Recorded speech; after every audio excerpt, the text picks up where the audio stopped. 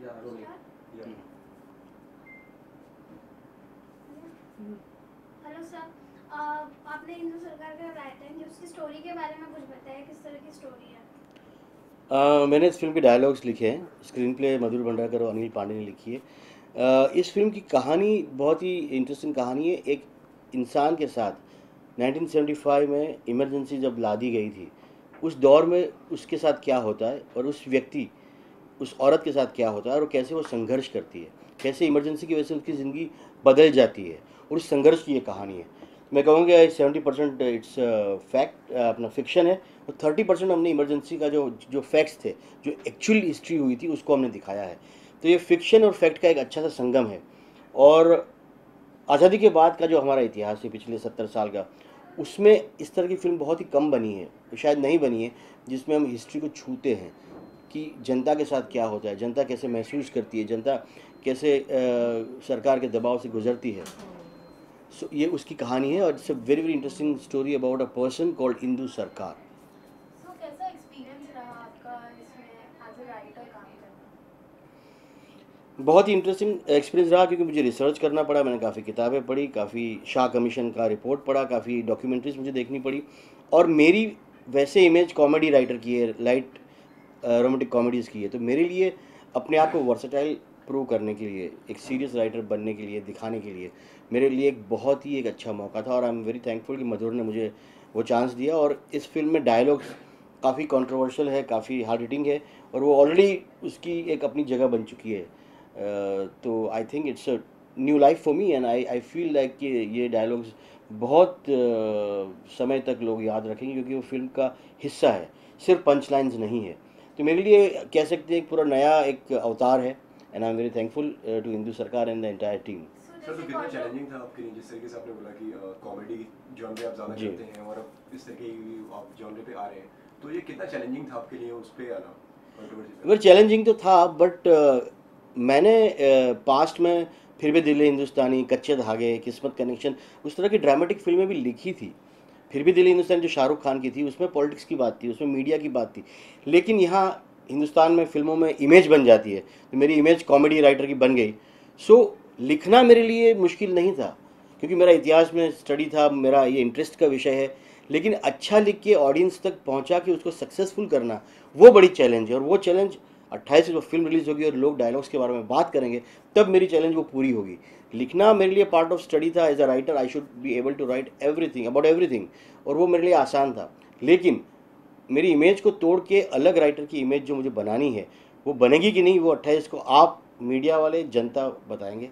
सो जैसे कि आपने कहा काफ़ी कंट्रोवर्शियल था, काफ़ी कंट्रोवर्सी भी क्रिएट हुई है, तो जी, जब आप डायलॉग्स लिख रहे थे तब आपने अपने माइंड सेट इस चीज़ को प्रिपेयर किया था कि कंट्रोवर्सी हो सकती है, उस हिसाब से आपने डायलॉग्स बनाए? सच कहूँ तो कभी नहीं, कभी मुझे लगा नहीं था कि मैंने जानबूझ के कंट्रोवर्सी या किसी को उछालने की कुछ कोशिश की।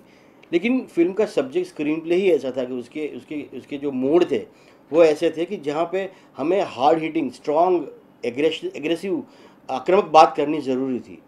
अब उनमें से कुछ चीज़ें ऐसी बाहर निकल के आई जो ट्रेलर में आई, और तब लोगों का ध्यान गया। अब लेकिन हमारी अंदर से कोई कंट्रोवर्सी क्रिएट करने की या कुछ सेंसेशन क्रिएट करने की बिल्कुल इच्छा नहीं थी।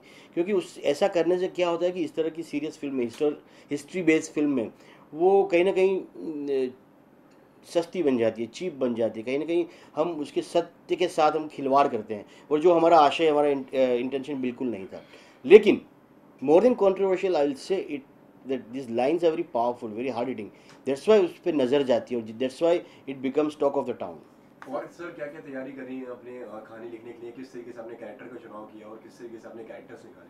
See, I am a dialogue writer. मेरे साथ स्क्रीन प्ले में अनिल पांडे और मधुर भंडारकर जी थे। उन्होंने काफ़ी रिसर्च किया था, दिल्ली गए हुए थे, शाह कमीशन पे रिसर्च हुआ था, नेहरू सेंटर में गए थे, पुराने न्यूज़पेपर की कटिंग्स देखे, सारे उस ज़माने के जो न्यूज़पेपर्स थे, मैगजीन से, उसको चेक किया गया। उस दौर की फिल्में थी, फिल्म मैगजीन्स जो थे वो देखे स्टाइल के लिए। उस ज़माने के जो कैलेंडर्स थे, एडवर्टाइजमेंट्स थी, उसको कलेक्ट किया गया। और यहाँ पे एनडी स्टूडियो जो है बम्बई के पास, वहाँ पे नितिन देसाई ने दिल्ली को पूरा क्रिएट किया, कैनॉट प्लेस को क्रिएट किया। वहाँ उस वक्त जो लड़कियों के बाल की स्टाइल थी, लड़के जो कान पे बाल रखते थे, बेल बॉटम पहनते थे, वो सारी छोटी छोटी डिटेल्स। और सबसे बड़ी बात है कि उस वक्त की जो लैंग्वेज थी, उसमें कूल, हाई, वो सब जो वर्ड्स जो हम आज यूज़ करते हैं, चाओ, वो सब नहीं था। तो उस दौर की कुछ फ़िल्में देखकर, कुछ कविताएँ, कुछ कहानियाँ पढ़ के हमने उस दौर में लोग जो भाषा बोलते थे, उस भाषा को पकड़ने की भी कोशिश की, क्योंकि हर 10 साल के बाद एक डायलॉग्स की बोलने की स्टाइल चेंज हो जाती है। आज के लोग हम एलओएल बोलेंगे, तब तो ऐसा था नहीं। आज व्हाट्सएप बोलते हैं, तब कैसे हो भैया ऐसे पूछते थे। तो वो डायलॉग्स, वो बोलचाल की भाषा, उन सब पे रिसर्च किया, कपड़े और सेट्स के अलावा। हमको सबसे ज़्यादा फ़ायदा हुआ किताबों से। कुलदीप नायर की किताब, कुमी कपूर की किताब, शाह कमीशन, खुशवंत सिंह की किताब और न्यूज़पेपर्स, वो सब हमने पढ़े, देखे, उसकी स्टडी की, और उससे हम डॉक्यूमेंट्रीज देखने के बाद हम एक उस एरा को, उस दौर को हम क्रिएट कर पाए। It's a challenge. So Priya Paul ने बोला था कि लाइक तब तक मूवी रिलीज नहीं होगी जब तक कुछ सीन कट ना हो, तो कुछ आपके डायलॉग्स कट हुए सीन में? नहीं, कि सेंसर बोर्ड ने जो पहले आपत्ति ली थी कुछ डायलॉग्स पे, माँ बेटे की सरकार, या तुम ज़िंदगी भर माँ बेटे की गुलामी करते रहोगे, या एक बेटी ने देश को बंदी बनाया, सरकार चैलेंज से नहीं चाबुक से चलती है, ये सारे डायलॉग्स अब क्लियर हो चुके हैं। रिवाइजिंग कमेटी ने देखी, हमने आर्ग्यूमेंट्स की, और उन्होंने समझा कि हमारा इंटेंशन जो है वो फिल्म में किसी को बुरा दिखाने का नहीं है, हम सिर्फ इतिहास वहाँ रख रहे हैं। तो लकीली मेरी सारी लाइन्स तो बच गई है। रही बात एक मैडम ने जो दावा किया है, पहले उनको अपना दावा प्रूव करना होगा कि वो उनकी संतान या वारिस है कि नहीं है, और जब वो प्रूव होगा तब आगे की बात हो सकती है। दूसरी बात कि उन्होंने वो फिल्म देखी नहीं है, हमारी फिल्म, तो देखे बिना कैसे बोल सकते हैं कि हमने क्या दिखाया है, कैसे किसको पेश किया गया है। और तीसरी बात यह है कि फिल्म जब रिलीज़ हो रही है तभी आपको अपनी विरासत क्यों याद आती है। आप 40-45 की उम्र है आपकी, तो आप अब तक आपने इसके बारे में कुछ किया क्यों नहीं। सो कल को मैं उठ के कहूँ कि शाहजहाँ का मैं ग्रैंडसन हूँ और मेरे दादा ने, परदादा ने ताजमहल बनाया था और ये मेरा है, तो ये तो बात हजम नहीं होती। खैर, कोर्ट ने भी इस बात को, इस दावे को खारिज कर दिया है, तो उस पर कुछ कहने ऐसा रहता नहीं है। मुझे लगता है कि कोई भी पक्ष हो, कोई भी आइडियोलॉजी हो, कोई भी पार्टी हो, जब ये फिल्म देखेंगे वो लोग, उनको समझ में आएगा कि हमने किसी चीज़ को बहलाने की या कुछ बड़ा चढ़ा के दिखाने की कोशिश नहीं की। हमने काफ़ी बैलेंस्ड इतिहास को मद्देनज़र रख के ये फिल्म बनाई है, because 30% is a history, 70% is a fiction. और ऑडियंस सबसे बड़ी अदालत है, कोर्ट है, वो तय करेंगे कि इसमें कितना सत्य है, कितना असत्य है और कितना सेंसेशन है। सो आप डायरेक्टर भी हैं, जी। लिरिसिस्ट भी, राइटर भी हैं, तो ऐसे टाइप की जो पॉलिटिकल या देशभक्ति वाली मूवी होती है उसको, वो रियल इंसिडेंट पे बेस्ड होती है, तो उसको as it is portray in a movie करना कितना डिफिकल्ट है? बहुत होता है, क्योंकि उसमें हमको ये भी देखना है कि हम अगर रियलिटी पूरी दिखाएंगे तो बोरिंग हो जाएगी, और हम आधी दिखाएंगे तो झूठ हो जाएगा। तो हमको उसको बैलेंस करना पड़ता है। It's a tight rope walking. तो हम दोनों को बैलेंस करते करते चलते हैं। अब मेरी एक फिल्म आ रही है आगे, किल द रेपिस्ट, उसमें रेप के इश्यू के बारे में, लेकिन हमने किसी एक घटना को नहीं लिया है, तो उसमें औरतों का पॉइंट ऑफ व्यू भी लिया है, उसमें मर्दों का भी लिया है, तो उसको हमें बैलेंस करना पड़ता है। सो या issue based films are very difficult to make, because we have to be very correct and honest. So cast ने आपके डायलॉग्स को कितना उभारा है मूवी में? आई थिंक कीर्ति कोलाड़ी ने, उनका कैरेक्टर है, कवियत्री है, पोएटेस है, कविता बोलती है लेकिन हकलाती है। तो उन्होंने, कीर्ति कुलाड़ी ने, इंदु सरकार का पात्र जो है, कैरेक्टर है, उसकी स्पीच के लिए काफ़ी मेहनत की और बहुत ही अच्छा उसने परफॉर्मेंस दिया है। और कहीं लगता नहीं है कि ये लड़की हकलाती जीवन में नहीं होगी। उसने स्पीच थेरेपी की प्रैक्टिस की थी, थेरेपी से सीखा था। और सबसे बड़ी बात है कि नील नितिन मुकेश, जिन्होंने एक काफ़ी एग्रेसिव यंग लीडर का कैरेक्टर परफॉर्म किया है, और उन्होंने हर पंची डायलॉग्स, हर एग्रेशन वाले डायलॉग को ऊपर उठाया है। आई थिंक नील नितिन मुकेश ने मेरे डायलॉग्स के को 2 स्टेप्स वो ऊपर लेके गए हैं। सर, इसी टॉपिक को चुनने की क्या कोई खास वजह थी कि मतलब आपने इसी टॉपिक को क्यों चुना?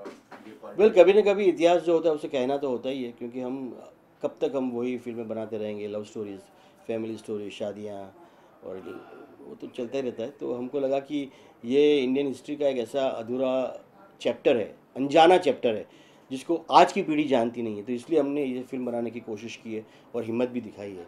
Rest is audience will decide कि how far we are successful. Sir, तो नर्वस है, एक्साइटेड है आप कि ऑफ कोर्स 2025 दोनों हैं। नर्वसनेस इसलिए है कि ये अलग किस्म की फिल्म है, एक्साइटेड इसलिए है कि हिंदुस्तान की फिल्म की हिस्ट्री में ऐसी फिल्म आई नहीं है जिसने रिसेंट हिस्ट्री के बारे में कुछ कहा हो। सो हमने ये भी सुना है कि आप इंदिरा गांधी को काफी एडमायर करते हैं। मैं personally Nehru and Indira ji and Congress की जो आइडियोलॉजी है, सेक्युलर, सोशल, लिबरल, उसको पर्सनली मैं बहुत ही मानता हूँ और मैं उनके पक्ष में बोलता भी हूँ। मैं राइट विंग पॉलिटिक्स को अच्छा नहीं मानता हूँ, लेकिन जहाँ तक इमरजेंसी के चैप्टर की बात है, वो इतिहास है, उसको कोई नकार नहीं सकता। तो वहाँ मुझे बैलेंस होकर मुझे अपनी आइडियोलॉजी को दरकिनार करके, अलग करके मुझे लिखना चाहिए एज अ प्रोफेशनल, और मैंने वो काम किया हुआ है। और शायद इसीलिए मैंने इस फिल्म को सेंसेशनल बनने से रोका भी है और जो तथ्य है उसे पेश किया है। Thank you. क्या कहना चाहेंगे जाते जाते दर्शकों से आप? मैं यही कहूँगा, हिंदू सरकार एक ऐसी फिल्म है जो आपको अपने आज की सरकार के बारे में, आने वाली सरकार के बारे में, जो बीत गई उस सरकार के बारे में, गवर्नमेंट के बारे में, पावर के बारे में और आपके हक और आपकी आज़ादी के बारे में बहुत कुछ सिखा देगी।